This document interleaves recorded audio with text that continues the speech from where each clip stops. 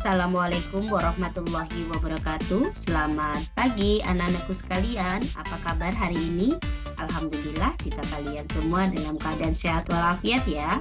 Anak-anakku, pada hari ini Bu Umi akan menjelaskan materi yaitu ilmu pengetahuan sosial. Ada tema 3, subtema makanan sehat ya. Subtema 3 yaitu pentingnya menjaga asupan makanan sehat. Masih di kelas 5 ya anak-anak. Baik, anak-anakku sekalian, sebelum Bu Umi lanjutkan ke materi, alangkah baiknya kalian menyiapkan peralatan alat tulisnya dan juga menyiapkan segala sesuatu yang diperlukan ketika menyimak video Bu Umi pada hari ini. Untuk itu, sebelum kita memulai kegiatan pada hari ini, mari kita berdoa terlebih dahulu. Berdoa menurut agama dan kepercayaan kita masing-masing. Berdoa dimulai.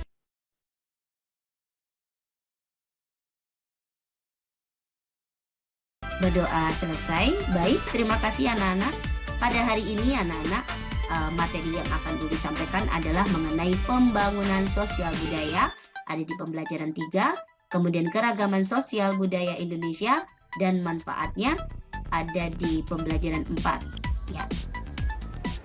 Oke, pembangunan sosial budaya di Indonesia anak-anak, kita ketahui anak-anak, jadi ini adalah contoh pembangunan sosial budaya anak-anak ya. Nah, ada belajar tari, kemudian pembangunan jalan ya. Ini adalah salah satu bentuk pembangunan sosial ya. Kemudian apa sih pembangunan sosial budaya? Pembangunan sosial budaya itu adalah pembangunan yang mencangkup kegiatan sosial dan juga budaya di lingkungan masyarakat, anak-anak ya. Nah, kemudian pembangunan sosial budaya itu dirancang atau dibuat untuk meningkatkan taraf hidup masyarakat Indonesia gitu ya. Artinya supaya masyarakat itu hidup lebih baik dan lebih nyaman anak-anak ya, lebih mudah gitu ya. Misalnya kalau jalan berarti aksesnya akan lebih mudah pergi keluar antar kota atau antar pulau. Kemudian kalau pembangunan sosial budaya misalnya sanggar, maka anak-anak akan lebih giat lagi belajar karena fasilitas yang disiapkan sangat memadai. Ini adalah pembangunan sosial budaya dan masih banyak anak-anak ya, masih banyak yang lainnya. Oke, keragaman sosial budaya di Indonesia. Anak-anak, keragaman sosial budaya Indonesia sangat luas anak-anak ya. Salah satunya yang Bu tampilkan adalah seperti ucapan terima kasih. Banyak sekali ya. Nah, jadi kalian boleh membaca ini, tapi Bu Umi yang Bu Umi ketahui hanya beberapa ya. Terima kasih Bu Umi tahu, kemudian matur nuwun Bu Umi tahu, thank you Bu Umi tahu, tarimo kasih Bu Umi tahu ya. Itu ini semua artinya sebenarnya terima kasih hanya bahasa dari mana Bu Umi belum terlalu ini ya. Hatur nuhun Bu Umi tahu itu jadi Jawa Barat, anaknya Sunda ya. Nah, jadi ada beberapa, silahkan kalau kalian mengenali, oh ini bahasa terima kasih dari suku saya, misalnya suku apa, boleh ya. Ini dari segi bahasa anak-anak ya. Ini baru dari segi bahasa daerah. Kita lihat lagi. Nah, kemudian ada lagi anak-anak keragaman dalam rumah ya, rumah adat ya anak-anak ya, banyak ya. Ini seperti yang kalian lihat, ini ada dari Sulawesi Tengah ya, namanya apa, Sulawesi Tenggara, kemudian Bangka Belitung, ada Banten, Maluku, dan banyak sekali. Kalimantan Timur ya, mungkin terkenal dengan namanya Lamin ya, yang harus kita tahu ya daerah kita tempat tinggal ini ya. Kemudian dari Sulawesi Utara, namanya apa misalnya anak-anak ya. Anak-anak boleh cek nanti ya. Oke, nah ini adalah rumah adat. Berikutnya adalah ini anak-anak, pakaian ya, pakaian adat ya anak-anak. Boleh dilihat anak-anak. Hanya di sini Bu nggak tampilkan dari daerah mana. Yang jelas dari Nusantara, dari berbagai daerah memiliki pakaian adat tersendiri. Misalnya seperti kebaya ya, kebaya itu dari Jawa. Kemudian apalagi namanya ini ya, baju bodo ya, baju bodo dari mana, dari Sulawesi ya, dan lain sebagainya. Nanti anak-anak boleh menyebutkan yang lain, silahkan ya.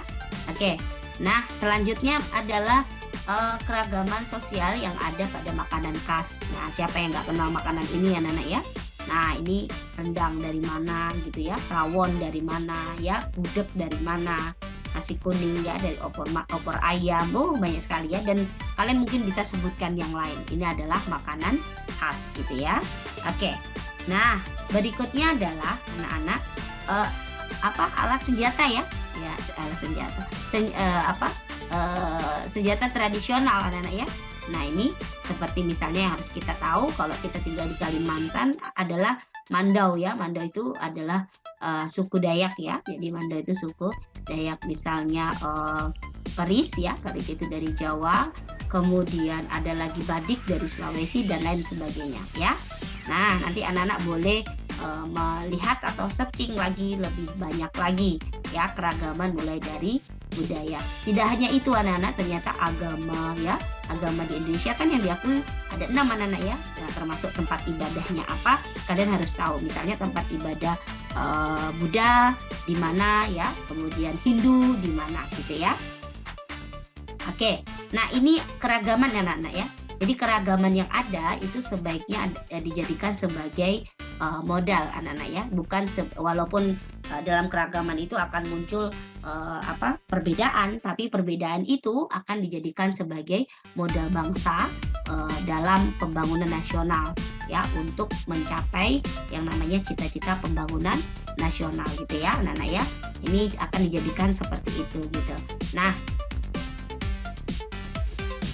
kemudian apa sih cita-cita pembangunan nasional? Cita-cita pembangunan nasional adalah menciptakan ya masyarakat atau menciptakan masyarakat atau bangsa yang maju dan sejahtera gitu. Itu cita-cita pembangunan nasional ya. Ini adalah cita-cita pembangunan nasional. Nah, lalu sekarang apa manfaat keragaman dari sosial budaya? Keragamannya yang pertama menumbuhkan rasa nasionalisme ya.